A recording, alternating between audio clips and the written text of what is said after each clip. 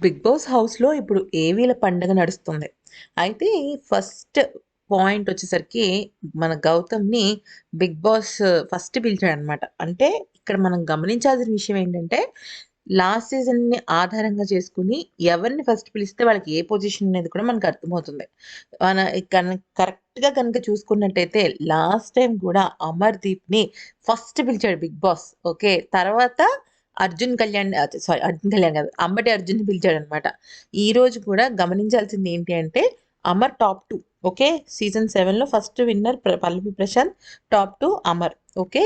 ఇక్కడ గౌతమ్‌ని ఫస్ట్ పిలిచారు కాబట్టి గౌతమ్ టాప్ 2 అవ్వచ్చు. అయితే అమర్, అర్జున్ తర్వాత మనం గనక చూసినట్టయితే టాప్ 3 శివాజీని పిలిచారు. ఓకే.